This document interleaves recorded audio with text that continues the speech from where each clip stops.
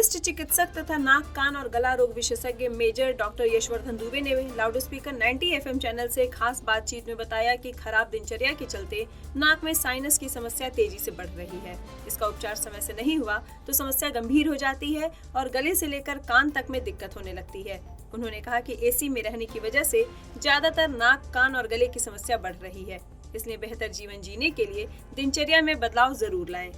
कान की बीमारियों के कारण, जैसे हर चीज़ के कारण बहुत सारे हो सकते हैं, लेकिन सबसे कॉमन कारण जो होता है, जो कान की बीमारियों की शुरुआत करता है, वो नाक से रिलेटेड बीमारियां होती हैं। नाक में जैसे नाक का जाम रहना, नाक में सर्दी बहुत ज़्यादा रहना, नाक पे पूरा ये जो नाक की बीमारियों का पहले तो आपको लक्षण बता दूँ, बहुत सारी भ्रांति रहती है।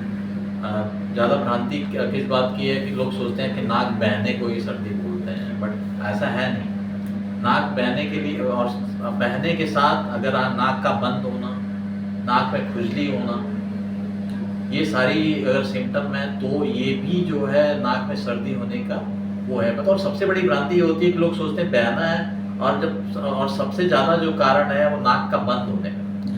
नाक का बंद होने का, चेहरे पे जो पूरा दर्द होता है, फ्रंटोफेशियल पेन बोलते हैं, साइनस का जो दर्द होता है ये पूरे फेस पे होता है। बहुत ज़्यादा लोग परेशान रहते हैं। तो जो नोज है और साइनस दोनों एक दूसरे से जुड़े होते हैं, तो नाक की बीमारी है और साथ में जो साइनस है चारों तरफ, जो फेस के चारों तरफ फैला हुआ होता है, तो सारी चीज़ें जो है नाक के सिम्टम्स हैं। और ये नाक जो है कान की बीमारियों की जड़ है। नाक के पीछे एक नली होती है, यूस्टेशियन ट्यूब बोलते हैं हमारी मतलब मेडिकल लैंग्वेज में। वो कान को ऑक्सीजन सप्लाई करती है। उसमें जब नाक की प्रॉब्लम होगी तो वो वहाँ तक हवा पहुँचती नहीं है, कान तक हवा नहीं पहुँचती है। और जब कान तक हवा नहीं पहुँचती है तो कान में कहीं भी बॉडी में, जैसे फेफड़े के अंदर हवा नहीं जाती है तो वहाँ भी पानी बन जाता है, तो निमोनिया हो जाता है। वैसे कान में जब हवा नहीं पहुँचती है तो पानी बन जाता है। तो एक तरह से आप बोलें, हमारी लैंग्वेज से ओएमई बोलते हैं, ओटाइटिस मीडिया विद डिफ्यूजन। और लेमैन की लैंग्वेज में बोलूँ तो बोलेंगे कान का निमोनिया हो गया। और वहाँ से शुरुआत होती है। और वही जो पानी होता है, अगर सही टाइम पे ट्रीट नहीं हुआ तो पानी धीरे धीरे पस में बदलेगा, वो धीरे धीरे पर्दे को गला देता है, फिर हड्डी को गला देता है, कान की सुनाई खराब होती है, कान में आवाज़ें आने लगती हैं, चक्कर आने लगता है, और भी बहुत सारे कॉम्प्लिकेशन जो जैसे अगर समय पे ना ट्रीट होने की वजह से होते हैं। सर, आप केएमसी हॉस्पिटल डिजिटल हॉस्पिटल है महाराजगंज के, वरिष्ठ चिकित्सक है। अब देखा जाए सर, हम जब आए देखे काफ़ी संख्या में मरीज रहे, तो सर क्या विश्वास लेके आते हैं, कौन से ऐसे मरीजों का सामना करना पड़ा जो क्रिटिकल रहा, आपके द्वारा उसको बेहतर से बेहतर किया गया?